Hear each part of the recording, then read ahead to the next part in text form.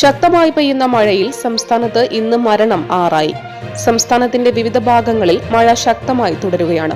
പലയിടത്തും മരം കടപുഴകി വീണ് ഗതാഗതം തടസ്സപ്പെട്ടു. നിരവധി വീടുകൾ പൂർണ്ണമായും ഭാഗികമായും തകർന്നു.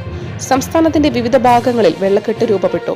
കണ്ണൂരിൽ പെയിന്റിംഗ് തൊഴിലാളിയായ ചന്ദ്രശേഖരൻ വെള്ളക്കെട്ടിൽ വീണു മരിച്ചു. ചോക്ലി ഒളവിലത്ത് റോഡരികിലെ വെള്ളക്കെട്ടിലാണ് ചന്ദ്രശേഖരന്റെ മൃതദേഹം രാവിലെ കണ്ടെത്തിയത്.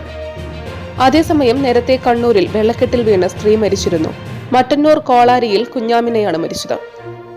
പാലക്കാട് കോട്ടേക്കാട് പെയ്ത കനത്ത മഴയിൽ വീട് ഇടിഞ്ഞു വീണ് അമ്മയും മകനും മരിച്ചു. വീട്ടിനുള്ളിൽ കിടന്നുറങ്ങുകയായിരുന്നവരാണ് മരിച്ചത്.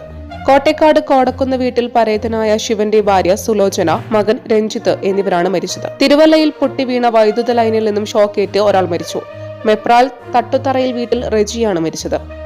അതിനിടെ വയനാട് പുൽപ്പള്ളിയിൽ പൊട്ടിവീണ വൈദ്യുതി ലൈനിൽ നിന്നും ഷോക്കേറ്റ് യുവാവും മരിച്ചു.